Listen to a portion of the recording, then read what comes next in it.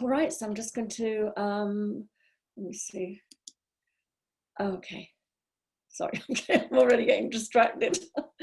I start reading the chats. So I'm going to stay with the chats till the end. So anyway, so yeah, what I really, first of all, I'm going to introduce myself. For those that don't know me, my name is Adey-Jones, and I'm a 3 Principles practitioner. And I'm also the host of my YouTube and a podcast called Insightful Conversations, where I get to interview, and have done for the last couple of years now, some of the world's leading 3 Principles practitioners and teachers from all around the world. And that's something I love, something I do just to keep putting the information out there free of charge for people that want to learn more. So yes, that's me. And you know, people often ask, like, what makes you an expert in this field, you know, the field of codependency, narcissistic abuse. And as I've said before, poor Ingrid is going to get so sick and tired of me sharing this. But you know, I'm not a psychotherapist. I'm not, you know, a psychologist, even though I should be. I've spent over 30 years in psychotherapy myself.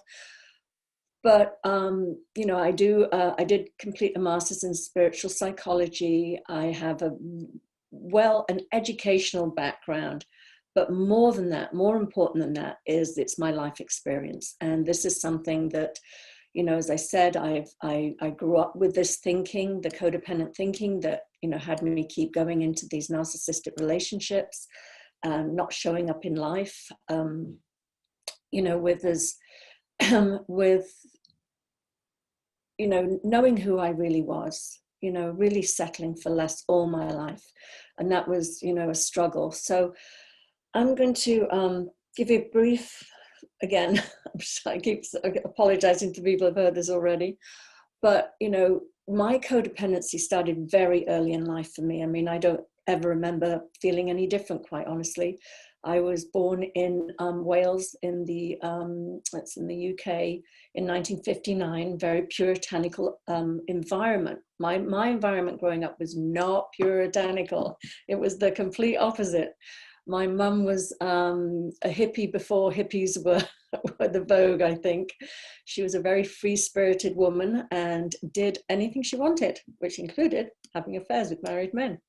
So I'm the product of an affair she had with my father, which was an 8-year affair. She had 3 children with him. And the most damaging part of that was that my father, for whatever reason, I'll never know, never acknowledged us. He never came to see us. He would visit my mum very late at night, once a week. And we were in bed. We lived in little caravans in the backyard because my mum had converted our home into a home for mentally handicapped people and mentally disabled. So he would visit her in her caravan and we would never see him. And then when I got to about 5 years old, I would pass him in the street going to the little village school with his real children. And it was quite traumatic. It was really traumatic. The whole neighborhood, I mean, the whole little village knew. We lived in the countryside, so we didn't have to face it every day, or at least my mother didn't. But going to school, we had to face the sort of judgment of the teachers and the community and the embarrassment. But again, it was the absolute, you know, if I did happen to catch a glance of him in the street, he would completely look the other way. He never spoke to us. I didn't meet him until I was turning 30 and thought, I've got to put an end to this. I've got to at least meet the man that's walked into every relationship I've ever had in my life, even though I've never spoken 2 words to him.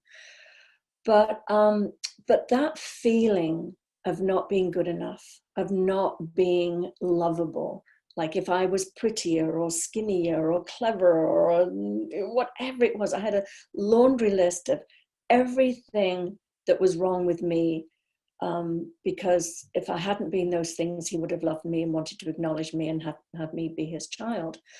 And I carried that through life, never questioning it. I mean, it's insane to me now when I really step back and look. It was like, you know, of course it wasn't my fault, but in you know, growing up with that feeling, I think children want to, I often say it's like, if you can take the blame and you can change yourself, then you have some hope. And a lot of codependent do that. They keep working on themselves, hoping to have a different outcome. If I change, then my relationship will change. And we're on this treadmill of improvement, self-improvement, got to figure it out. And what happens with that is it's, I think as a young child, you think, well, as I say, if I change myself, I'll affect a different outcome. And then you carry that through life. The other thing was the word illegitimate. It was so weird that I looked it up at a very young age. And it basically says that you're not legal. You're not entitled to the same rights. And I took it to mean that I was less than, I was different, I was, I often used to think that I skidded in the back door. My father's wife came to visit us when we were very little, and I got to witness that. And even in that moment, I felt terrible for her. I knew that my mother and I had done something terrible to hurt this woman like this.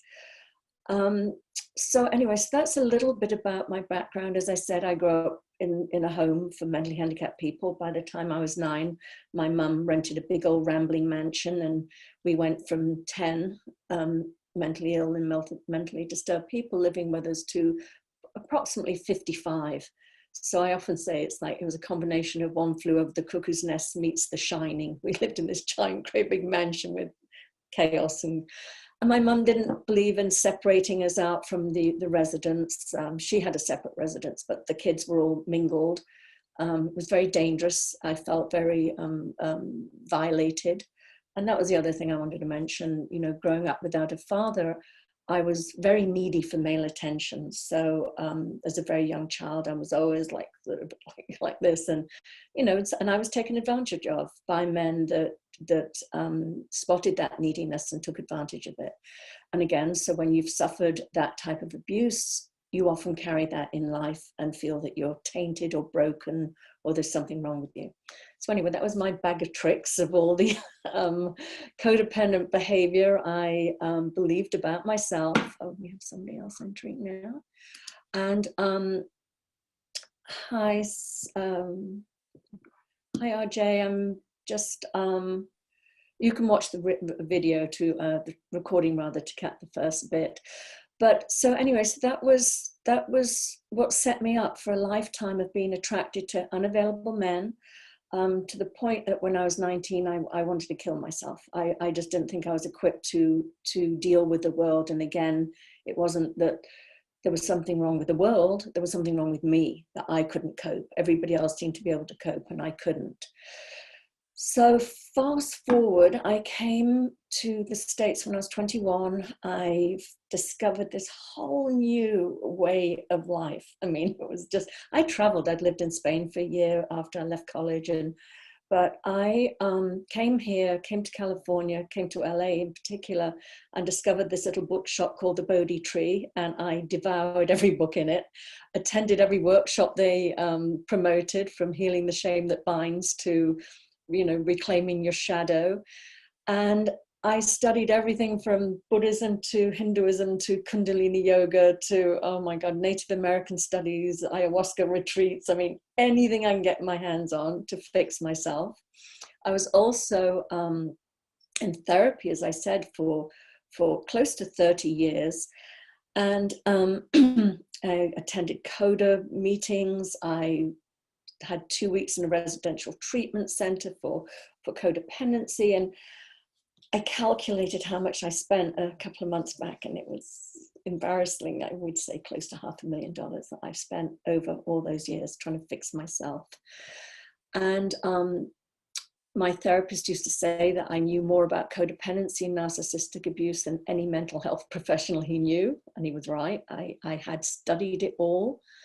I knew the red flags, I knew the behaviors, I knew everything, but I was still trapped in that behavior. I just couldn't quite get out of it. Knew it all, but still had this drive in me or this thinking that kept getting me into narcissistic relationships, or putting myself second, to everything. So accepting crumbs in my life. So yeah, so I that's what I did. I was a coach in narcissism and codependency. as I say, in the room with me. You felt seen, heard, loved, supported, but I couldn't show you the way out. And then about 5 years ago, well, I'd first come across the principles in 2009 when I was going through my divorce, and it helped me immensely. It was one book, but I read this book going, oh my God, this is life-changing. It wasn't called the 3 principles then, so I didn't know how to deepen my understanding, or as we call it, my grounding. So I came across it again in 2015. I was like, oh my God, I know this stuff. This changed my life or helped me a lot. But then it was really the beginning of 2016 that I really knew that it was called the 3 principles, and it has a massive community, tons of teachers all around the world, hundreds of books and podcasts and YouTube videos that we can just learn from. So I immersed myself. I mentored with some of the greats, Elsie Spittle and Dickon Bettinger and the Pranskys, and I'm doing a mentorship with Michael Neal right now. So I'm constantly immersed in it. But it doesn't come from the place of there's something missing, I haven't got it yet. It comes from the place of languishing in this incredible feeling. And the more that I can just marinate in it, the more it just fills me up. So it's not coming from that place of lack that I was in for 40 years of, searching. It's got to be something out there that's going to help me. So now that I've brought us to the 3 principles, I'll give you a little, for those that aren't that familiar with it, I know a few of you here are, but for those that aren't, I want to describe what they are. And I jokingly say they're not, people say to me, oh, they like the 4 agreements, but like one less. And I'm like, no, it's not like that. Or it's not the 7, habits of highly successful people. It's what it is it was an enlightening experience that somebody had in the 70s called Sydney Banks, where he saw how our human experience is created. Now, what I want to say first is that we are spiritual beings having a human experience. Sydney, I do not know why he did this. In Kabbalah, the math was a little easier. They would say that we're 1% in the world of physicality and 99% in the spiritual world. Sydney had 4% in our humanness, in our world of form, and 96% the spiritual realm. So either way, it's around that number. So I use my little Buddha snow globe here. I hope you can see it. So what we are at our center, at our core, is that spiritual essence. And from that place, we are all 100% equal. Everybody gets exactly the same amount of resilience that's within us, wisdom that's within us. We call it our inner GPS system. You might call it your gut, you might call it instinct, you might call it, whatever you want to call it. And we all have that resilience, that innate well-being that we're all born with. And yes, in our little physical expressions of our spiritual essence, we look a little different. We're short, fat, thin, tall, skinny, blue-eyed, brown-eyed, whatever it is, the differences are that show up. But that's just a tiny little bit of it. When we know that we're all equal at that inner, deeper level, I'd heard it, in all my spiritual trainings over the years, I'd always heard, yeah, we're all created equal. And I heard it here, but it never landed in me here. I never got what that really meant. And what the principles points to is so, so simple that it just sort of it was almost like everything just fell into place. And I was like, oh my God.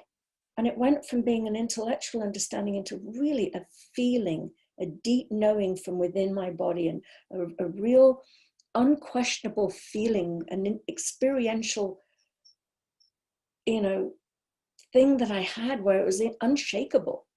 So what the principles points to is that we are sort of taught as young children, and I think this is all innocent, and it's a terrible misunderstanding. And Jack Pransky wrote a brilliant book going, why didn't anybody tell us this? And what it is we grow up, especially in the Western society. I think in Eastern society, it's more, we see this more clearly. But in the Western society, we truly believe that all of our experiences, all our feelings that we feel in life are coming from the outside in. whether it's our circumstances are making us feel a certain way, or the people in our life that are making us feel a certain way. And what the principles points to is there's a missing link. Sid wrote a book called The Missing Link, and the missing link is our thinking. We feel our thinking every second, every millisecond of every day. It is, we are constantly, this is our filter, and it's more than just perspective. Perspective suggests that there is an outside world out there that we all perceive in a slightly different way. But we still expect people to see what we're seeing. There's still that expectation, perceiving it slightly different, but there's an outside world there. What Sid's pointing to is that we really create our experience of life via our thinking about our circumstances and about the people. But it's ultimately, we feel our thinking. So depending on what's happening around us, we do live in a world of form. I'm not going to say it's all an illusion. It doesn't feel that way to me. Some people might say it's all an illusion. I feel that, you know, life circumstances can push up against us and we can get a little battered and bruised by life, but it can't ever damage who we are at our essence. That spiritual essence that we are can never be touched. The human experience, that small 4% of us, yes, that can be touched. You know, as I say, I went through things in life, as many of us did, that impacted me, but it didn't damage me. I mean, clearly I'm doing very, very well these days and have done for many years. Therapy definitely helped me, just didn't give me the complete freedom I was looking for. So, so I'm looking at a couple of notes here, so forgive me if I look down. I just want to make sure that I'm really addressing this. So human beings have anywhere from 60 to 100,000 thoughts a day, and we don't have any control over those thoughts that pop in our head. It's energy moving through us constantly. Now what happens is we can have habitual thoughts, the ones we notice. I mean, I think it's something like we notice 5% of the thoughts we have. 95% of other thoughts we're not paying attention to. But if we grew up in an environment where we felt, you know, damaged or less than about ourselves, we tend to notice those habitual patterns of, I'm not good enough, I can't do that, you know, who am I? You know, this is the best I can deserve, or whatever that little loop is. That's just a habitual thought. I used to have the habitual thoughts I just mentioned, not good enough and all those things. Now, I thought that those thoughts were telling me about me. They were reminding me of who I was. They were saying, yeah, but you've never achieved anything in the past. Why would you now? And it would be like, oh, okay. And I would live under that darkness of being less than. And once I understood that these thoughts are random and up for grabs for anybody, I was like, oh my God, they're not me. They're not telling me about me. Lots of people have these thoughts, but just don't even pay attention to them. I've paid attention to them and set up camp in my head. So once I saw that, I was able to not take them so seriously. They still kept happening. I'm not denying it. I mean, now they hardly happen at all. But in the beginning, they would still come in. But, you know, I was taught that you just don't pay attention to them. You know, Linda Pransky would often say, I sort of look up at because this is what I think of the personal mind, personal thinking. And she'd go, thanks for sharing. That's not very helpful. Then she'd get on with her day. And that's what we're talking about. People think we have to do mind control. We have to control our thinking. We don't. We can leave it alone. What we do is change our relationship to our thinking. So we just end up taking it lightly. We just don't listen to it. And often when you get into something, you try and manage and control it, you make it stay longer. And what we see in the principles is that any thought, it's energy moving through us, it will pass on. It just moves on its own accord. We might not like that it's there for a while, but it does move on without our effort. And as I say, the more effort, it's like going, you know, if the water's rippling and we want the water to calm down, you know, we don't go in there and say, calm down, calm down. We're just going to agitate it and get it all, moving again. So just as when we have this, we're at our spiritual essence in the center here, when we get those hundreds of thousands of thoughts that we get, that's what happens. We call it a thought storm, and it clouds our vision. And we forget who we are at our essence. So if we just don't do anything, notice that it's a thought storm, notice that it feels a little foggy right now, not the place to make decisions from or anything like that, we do eventually settle. And when we're settled, we get to really hear that wisdom that is ours, just for us, our wisdom, for our lives, not anybody else's. We don't have to ask for advice. We don't have to look for validation from people on the outside when we have that knowing that we are never damaged, never broken, perfect, whole, and complete at our center. This is where we feel love, peace, and joy. The only time we're ever going to feel other human emotions, which are perfectly fine and appropriate, as long as we don't pay too much attention to them, like fear, regret, anger, hurt, lust, greed, whatever those are, no judgment. That's what it is to be human. That's when we get to play with all the coloring crayons in our crayon box. We're not going to just say, oh no, I've got to have positive thoughts, got to have good thoughts. It's okay. It's just energy. We label it as good and bad. It's not. It's just energy moving through us. And so that's another thing. I'm going to I think that's enough on the principles, because I really want to make sure that I touch on what it is, the codependency traits and things like that. So just that you have an understanding, if you can even identify with any of that. But what happens for most of us that grow up like this is we suffer from low self-esteem. We feel, because we feel so weak and damaged in ourselves, we feel very dependent on other people. We often have a hole inside of us, this hole of emptiness, and we look for love and validation for people to fill that hole up. Again, a misunderstanding that we don't know that we are made of love. We are full of love already. I had an image of myself the other day when I was talking about this with somebody, that it's almost like standing in this lake full of crystal clear, beautiful water that you can just like scoop up and drink. And I would be standing in this lake of crystal clear, beautiful water with a cup saying, I'm thirsty, fill my cup up, not knowing that I was already in it. And that's how I was about love. I was desperately needy for love and validation, not realizing that I am made of love, and that my own validation is so much more important than anybody else telling me I'm beautiful or I'm great or I'm lovable or whatever it is. So really at the core of codependency is a fear of abandonment. We often got abandoned as a child. As I mentioned earlier, my own childhood, often children that grow up to be codependent grew up in a narcissistic environment with a narcissistic parent. They suffered abuse or abandonment and neglect. But there can also be some subtleties in there too.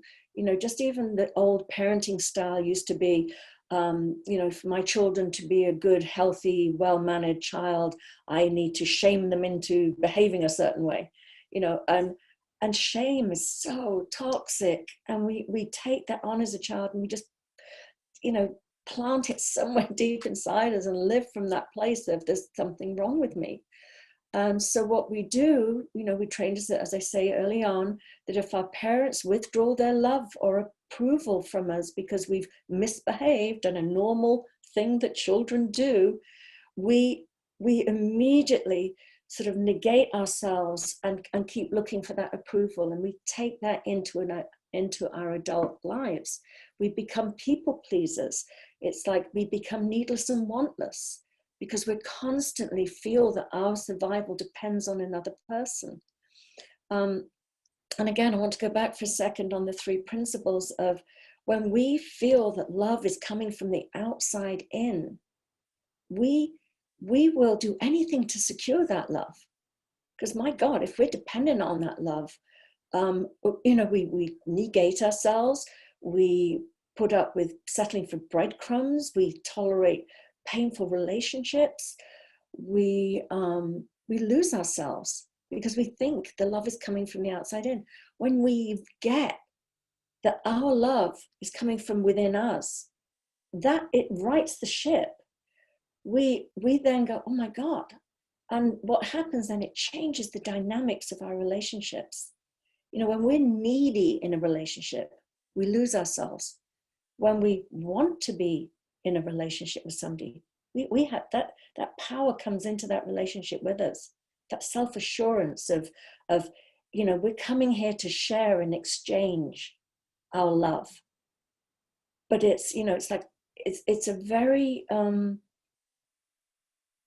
it's a beautiful place in a relationship to come from. It's like, I want to be with you. I desire this relationship. There's a strength and power in that. And then if for any reason it's not in alignment, you can leave. You can say, you know what, this is not fitting right now. But when there's a need and a belief system that I can't survive without you, you tolerate abuse. So that's a really important thing to see in codependency. As I said, we have weak boundaries. Our boundaries are being violated as children. We were often felt we didn't even have a right to our own bodies, and we can take that into our adult relationships. We can have sex when we don't want to because we fear, again, losing somebody. So we're attracted to other broken people. It's like, I know that for me, I was like, oh no, unless you've been through enough equal amount of stuff I've been through, we don't fit, we don't meet. You won't understand me, but I understand you if you're broken too. Plus, it helps take the focus off us if we're focusing on somebody else, helping somebody else if they have an addiction, a substance abuse or gambling or sex or whatever it is, but just some type of addictive behavior. We can fix them. We're fixers. We grew up fixing other people, fixing our parents, being little, we're parentified as young children. It's like, we'll parent you. Your needs are more important than mine. Well, that's an imbalance there. Children are needy. They need unconditional love.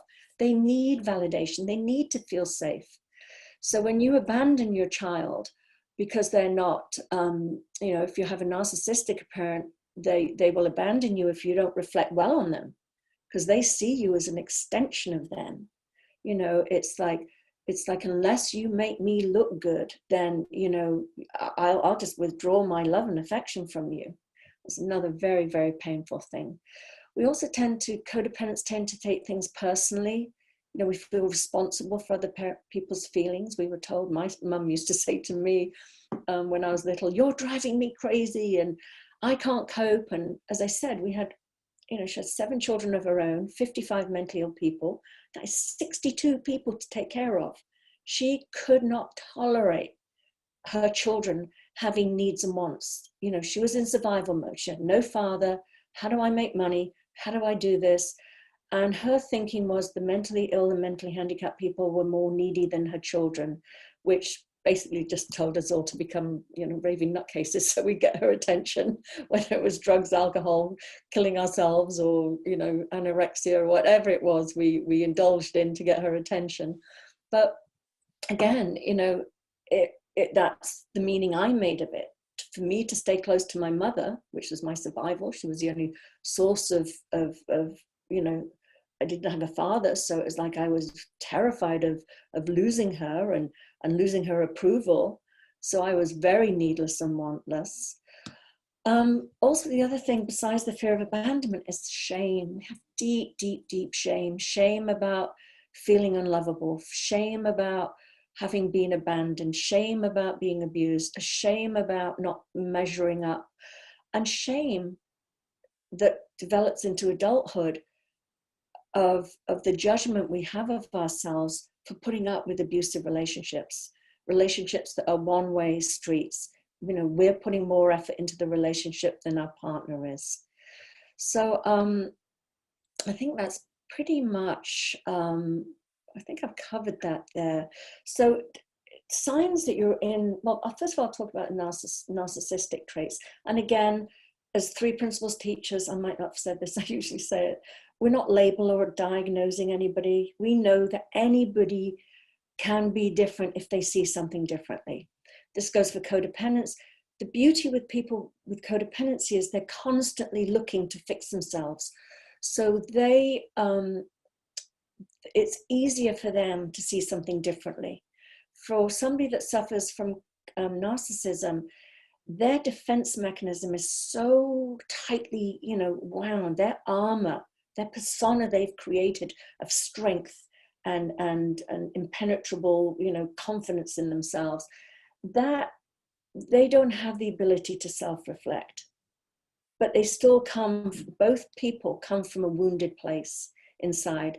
The codependent is very obvious what they see as wrong with them. The narcissist, no, they don't have the strength even to look inside. They often look stronger than codependents, but the irony is they're actually weaker. They're more fear-driven.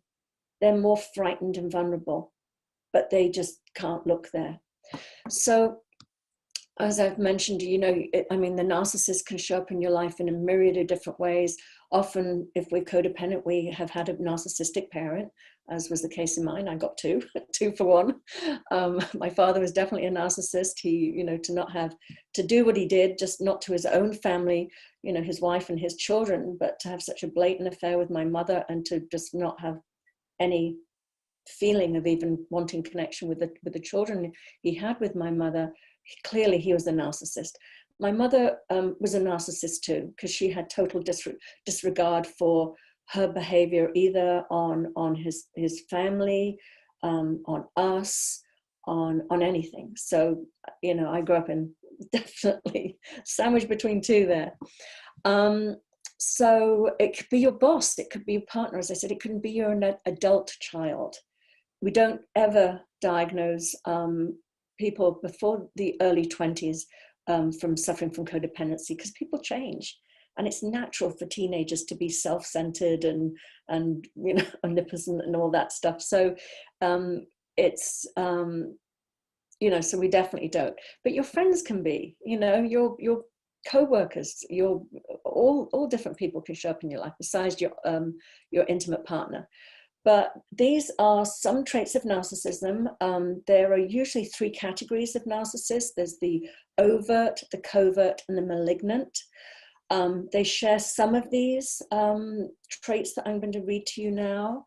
Not all of them sometimes, and sometimes it's harder because we tend to know about the overt ones, the classic traits, but the covert can be really sneaky, and it can really it can really affect, it's sneaky. So, and the malignant is pretty obvious too. Again, sneaky sometimes, but so damaging, you can see that. So first of all, one of the main traits is that they feel superior to anybody else. Nobody is as successful or as intelligent or as special as they are. They can be extremely charismatic, charming, and seductive. A total, it's like a moth to flames, for somebody that feels so, has low self-esteem, these charismatic people can be so attractive. They exude confidence and power and things that we lack. I know from my thinking used to be, oh my God, you complete me. I'm the sensitive one and the loving one, but I don't have confidence and I don't have power and I don't have charisma. So I'll look for it in my partner. That's what I would often be attracted to. They excessively concerned with image and status again. And if you're with a narcissist, you better look good and make them look good. So that's a requirement. They need constant amounts of praise and adoration. Probably one of the most common ones is they lack empathy. They have an inability to see things from another's perspective. It's quite sad to say, but people are objects to them, and they've done studies in this. They've done brainwave studies of people that narcissistic people in prisons and sociopaths. They see people as objects. There's not that emotional connection. It's you're there to serve them. very selfish and self-centered. It's all about them. They have an inflated sense of self, which is complete opposite of the codependent, which makes it such a perfect fit. The rules do not apply to them. Rules are for little people, you know, for ordinary people. So they're often, they have an ability to fly slightly under the radar so they don't get caught, but they are breaking rules left, right, and center. They are controlling, very controlling. They intermittently withhold love and approval. You know, you're on the pedestal, you're off the pedestal, you're on the pedestal, you're off it. And that is called intermittent reinforcing, which can actually create a chemical dependency. It's like rats.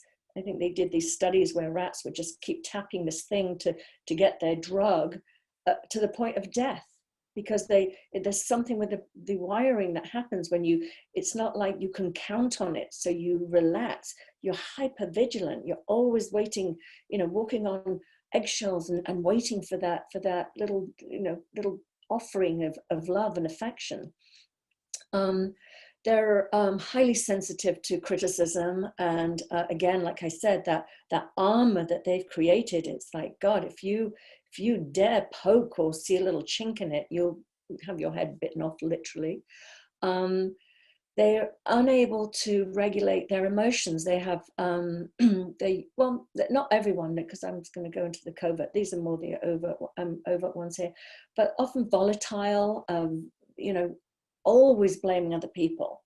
You know, either it's you, like you made me do it, you know, you make me this way, or, you know, everybody's an idiot, they don't get it. But they have this victim mentality that they justify their outrageous behavior. They can bully and intimidate. As I said, they never take responsibility. They're always projecting blame onto others. So those are the real things. Now with a covert, it's so much sneakier, because often it's this victim that comes through, like, you know, they have a terrible past, they've had bad marriages, nobody understood them, or they've gone through a slew of different jobs and they keep getting fired, but the boss is an idiot, and they're this and they're this. So they come, they're more, and a lot of people come from covert narcissists have heavy addictions. You know, that's the excuse for their behavior, and then they'll blame it on their childhood. And so they're not really taking responsibility for themselves, and they're sucking a lot of energy from other people.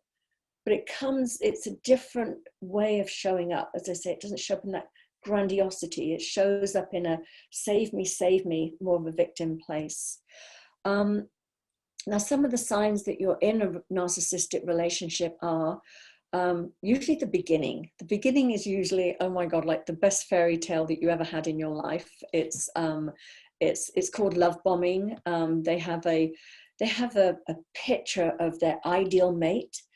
And when they meet you, it's like, oh my God, you're the love of my life. You're what I've been dreaming for. You're what I've been looking for all my life. I found you. And if you were like me, you're a little susceptible to flattery. And I believe that. And it's like a love you've never had before. It's so it's just so over the top. But what happens is they move fast. If they think you're the one, they want to marry you fast. They want to secure you. That wedding, you know, or engagement ring is on your hand. They want to move in really fast. They want to buy a house together very fast. They want you to have a baby very fast. Whatever it is, it's fast. It's very fast. Beware. So once you're in, then the on the pedestal, off the pedestal starts happening. That's the adoration, and then the nitpicking. And then when they feel they may have nitpicked a little too hard and they're pushing you away, adoration again. And you're always, you know, you want what you had in the beginning. It felt like heroin, for God's sake, or whatever other drug. It was like, no, I want that feeling. So you stay around. Because of, again, that intermittent reinforcement, it's like, you know, if you stay long enough, you're going to get back up there. You feel you're living with a Jekyll and Hyde, you know, very moody, Mr. Loving one minute and your worst aggressive attacker the next minute. As I said, you're walking on eggshells, afraid of when you're going to say the wrong thing that's going to ignite some type of explosive reaction, or sometimes they're just stony silence, the sulking treatment, the withdrawal, the passive aggressiveness. If you feel dominated and controlled, sometimes, you know, in a marriage, certainly in some of, I don't talk about marriage, my marriage here rather, but let's just say some people, if they have relinquished control over the finances, finances can be used to control and to make you feel like a child in the relationship. If you feel like, you know, it's their way or the highway, that your needs and desires are not important to them, that's again something that can happen. You've also got to remember, if you are codependent, you probably came into the relationship, you know, professing to be needless and wantless, and that's what they like, because they want to just have it all be all about them. And as any relationship, any healthy relationship, you start sort of, you know, it's reciprocal. You take care of each other, you know. But for a narcissist, that's like, no way. It's not what I signed up for. You came into this relationship pretending you were needless and wantless, and you better get back there. Again, this need for adoration is massive. When you first meet somebody, you're in throes of infatuation and you see everything that's great about the other person. But slowly over time, you start seeing their human frailties, and you start revealing your own human frailties. And that's what's so beautiful and intimate. That's what creates intimacy, is when you're vulnerable and you feel safe with the other person to just show all of who you are. And it goes equal ways. And then a deep intimacy and a deep love occurs. Well, that's not possible with a narcissist. Their armor is up. They don't want to reveal their insecurities or their vulnerabilities. And what happens is they will need to have that fix that they got in the first part of the relationship with you. I hate to say it, but more often than not, narcissists are cheating. They feel entitled to get their needs met elsewhere if they're not getting it in the relationship. They need that feed, that constant, as I say, adoration. And the only way they can get it is usually by in the throes of the newness of a new affair.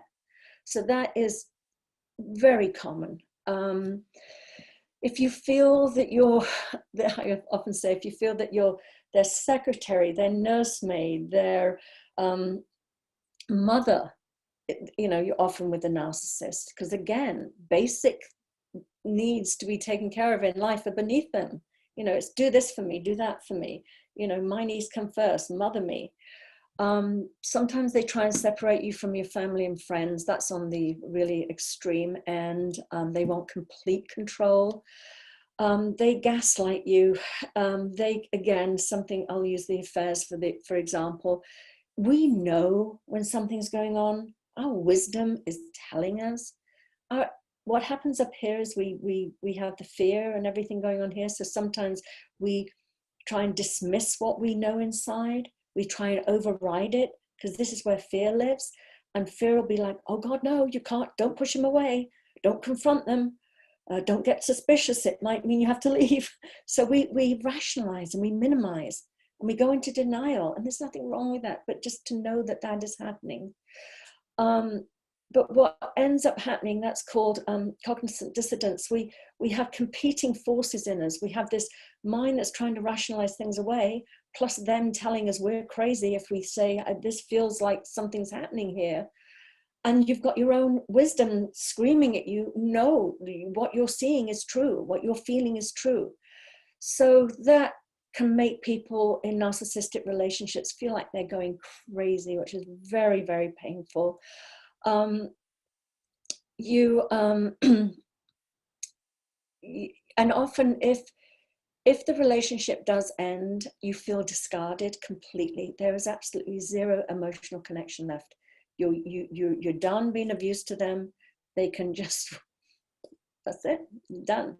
And it's mind-blowing, and it can be so painful, especially if you have children together and you've had a life together and you're like, you know, didn't I mean anything? Didn't any of this mean something? So that's what you can end up feeling like. I'll talk a bit about the 6-week program. The first week is in depth into the principles, because that is the foundation. Unless you really, really get the principles, you will always be operating from a feeling of lack. And I can't stress that enough. When that feeling comes up in for you, when you feel full of confidence and love, I used to think it all came from the outside in. I'll get another qualification, I'll do this, I'll find another partner, I hopped from partner to partner to partner, thinking that I would die if I didn't have love, never knowing I was swimming in it. But once that you really feel from that place, all this, knowing about codependency, knowing about narcissism, knowing about it, everything starts making sense, and you can just let it go. So the first week is definitely the 3 principles. Second week, in depth into the codependency, the behaviors, how it shows up in all areas of our life. Third week is narcissism. Again, what leads, what the childhood trauma is, that, or some people think it's, just hereditary or environmental too, but traumas that can lead to narcissistic personality disorder, plus the society we live in. We live in a narcissistic society. So I go deep into that. Now, week 4 is all those signs. Again, I flick through them right now, but the gaslighting, the walking on eggshells, the flying monkeys, the love bombing, the love addiction is massive. It's called trauma bonding. So we'll go all into that. And then the week 5 is, should I stay or should I go? Not everybody can go. Some people have to stay behind for financial reasons, children, whatever it is.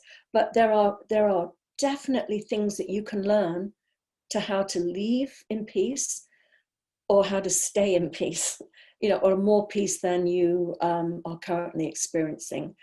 And then the 6-week one is, week 6 rather, is creating happy and healthy relationships.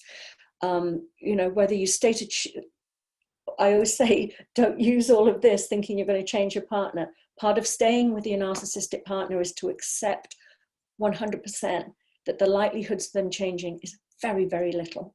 They don't have the incentive to change. It's not that they can't, they don't have the incentive. And they're usually, their habits and thinking are so ingrained at that point. They think they're winning. Why would you change anything if you're winning? You're dominating and controlling and getting all what you think are your needs met. What they're missing out on is real love, real intimacy, real connection. It's heartbreaking. I have compassion. Parents that are narcissistic, their children don't want to remain in contact with them, or very limited. And I say I have compassion. If they may not know what they're missing, but if they knew what they were missing, they would choose to see something differently. But us telling them will never have them change. They have to want to for themselves. So the sixth week is, if you have left and you're looking for a new relationship, it's really helpful to have tools, as I tried not to use the word tools, but yeah, the understanding with the principles of how you can show up in a relationship that you will never find yourself in that dynamic again. You will never find yourself feeling less than, feeling used, feeling disrespected. That is a thing of the past. And again, that relationship can be with how you show up at work, how you show up with your friends, with your children even. Because codependency, if you don't watch out for it, you can leave your codependent partner, and then all of a sudden you're acting codependent with your children. So it's really, really important. We change partners and we'll keep getting the same thing in again if we haven't looked at our part in it. So I'd love to open, I went a bit long, sorry about that, but I'd love to open it up for questions, and I can stay on, so we're not in a hurry here. So anybody, just unmute yourself if you have a question. I'd love to hear from you. Let me see, from Ingrid. Let me see what she said. Oh, how do we develop narcissism? Well, again, as I say, some people say that it's that it's hereditary. I'm not sure, or some people say it's environmental. I'm not sure. I just know that the beautiful thing about the principles is we don't judge people. We don't make them bad or wrong. So, and I love that. So I don't look at the people that showed up as narcissists in my life as bad or wrong. My mother did the best she could with her thinking and her level of consciousness. She didn't, I don't think she ever had children. She certainly didn't have 7 children to punish them, or she grew up in an environment where she didn't receive, I believe, adequate love. And she didn't get love from either one of her parents. My grandparents were totally unavailable emotionally. I witnessed that myself. I thought they hated me, but apparently they, you know, I used to think it was just my mother's children they hated because we were illegitimate, or some of us were. And apparently, no, my older siblings that were, you know, from a marriage, they said, oh no, you know, Nine and Ty just hate people, hate children. They hate them. And so they hated their own children. And so my mother suffered that. And I think she just developed a way of coping. She had this bottomless pit in her for love and admiration, adoration. I think she had, yeah, I mean, clearly, I mean, the people that live with us, you know, 55 patients adored her.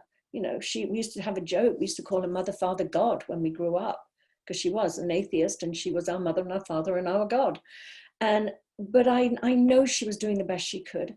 So yeah, in an environment, it's often, you know, a lack of love, or overindulgence, over loving, over praising, getting that child addicted to hearing that.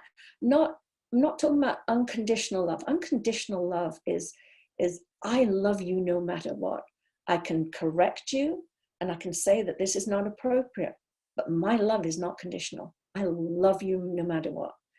So if they have a parent that's a narcissist whose love is conditional, they learn, oh, if I emulate my parent, if I'm exactly like that narcissistic parent, then I keep that bond. I stay connected. I stay loved.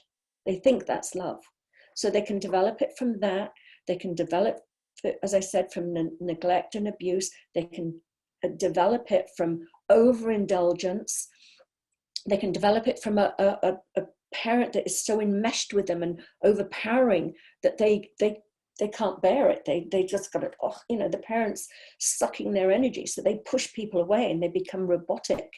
They're often in that. If you have an overbearing mother like that, that's looking to get her emotional needs met from a male child, that male child will often grow up, you know, having a very a dislike of women, a mistrust of women. They'll push women away. You know, and that again will lead to multiple partners, so I don't get too close, so that I won't engage full on with my heart. So there's lots of things that can enter into this, but it's not, you know, 1 and 1 makes 2, because clearly, you know, not all abusers become abusers. And so these are factors that as I say, we live in the world of form. You know, they push up against us, and they can, you know, we can have thinking about that we then take on board. To be truthful, during my 20s, I showed up as quite narcissistic, even though I'm terribly codependent, or was growing up. But in my 20s, I thought that if I was more of a love them and leave them type of person, that I would have the control in the relationship. And it looked like it was working until I hit about 29. So I had a good few years of appearing very narcissistic, and it appeared that way. But I was very vulnerable on the inside, and I knew it, and I knew I was faking it. I wanted to just bare my soul and wear my heart on my sleeve, but I was playing games because I was trying to survive. So I hope that answered your question, Ingrid. So let me see if I have any others here. Does anybody else have any questions? You can either put them in the chat if you don't want to speak, or just unmute yourself.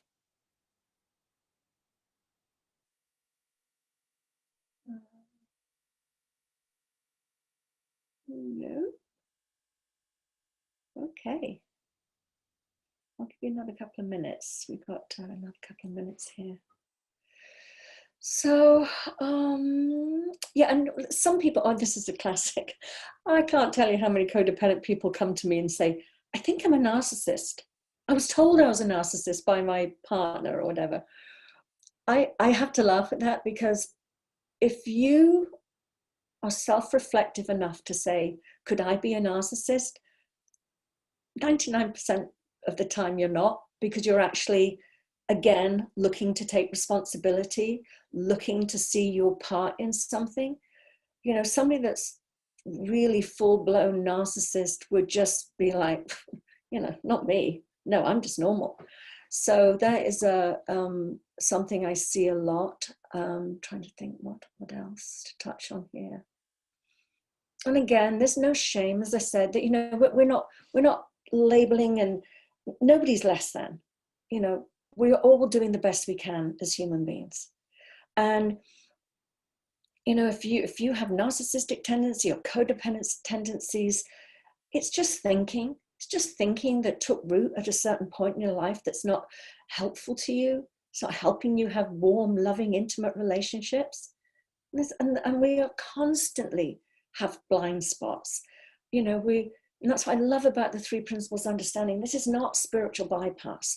This is not, I'm trying to attain this level of being and leave my humanness behind. It's like, no, embrace your humanness. It's wonderful to be human.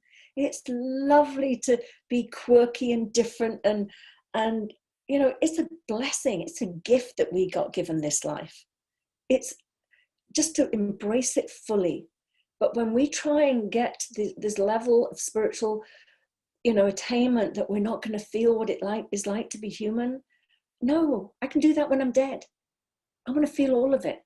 I want to feel my spiritual nature and my human nature, all one, all completely embrace it, love it. Oh, Sabrina, sorry, thank you. Okay, sorry. How do we identify when we are being codependent and then shift it?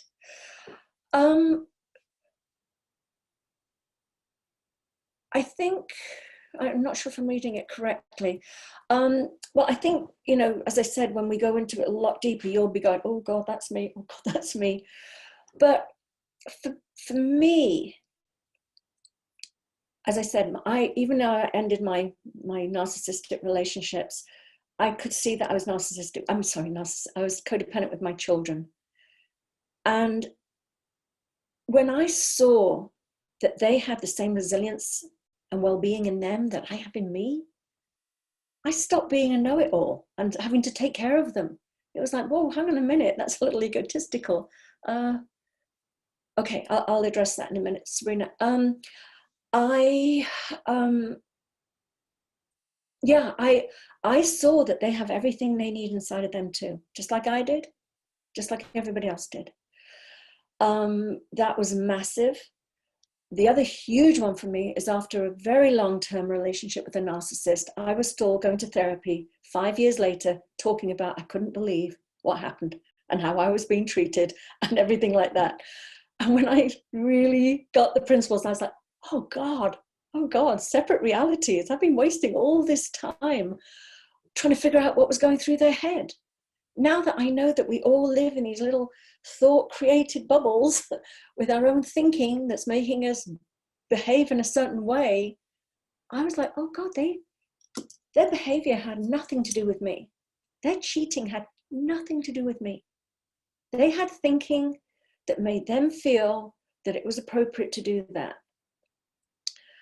I let that go. I was like, oh my God, I've been carrying that burden, because it was pretty extreme, that it meant something about me, and I could release it. So that was a massive sign that I was, you know, less codependent. As I said, the way I showed up with my children, I don't have to control their emotions. If they're in a down place, I give them the space. I love them unconditionally. I don't have to fix them. I don't have to move their emotional experience along. It will go off on its own accord. My job is just to be there and hold them and love them. Some other ways that showed up for me. Yeah, asking for what I want in life, not pretending to be needless and wantless. You know, if somebody owes me money now, I say, excuse me, I think you forgot to pay me back, in a very nice way. I cannot tell you how I would be lending money, and then I would be like, oh God, it's too embarrassing, I don't want to ask for it back. And now it's like, no, you're worth it. It's okay. You can ask for what you deserve. You can ask for your money back. Okay, wonderful. Thank you so much, Sheldon, for joining us. And okay, and Sabrina, let's talk about that. Definitely, we will be covering, as I say, much more of this in the 6 weeks. We do go deeper. Sometimes I have people that participate both in the program, because it's in a group. It's so amazing. You might not be able to see your own stuff, but boy, when you're in a group and you hear from other people, it's like, oh God, I see myself. So that's the beauty of a group dynamic. But sometimes one-on-one coaching is really, really important as well. So that's something we can talk about. But anyway, I'm going to draw to an end here. I hope that this was helpful, and thank you for joining me, and have a wonderful rest of your weekend. Take care. Bye-bye.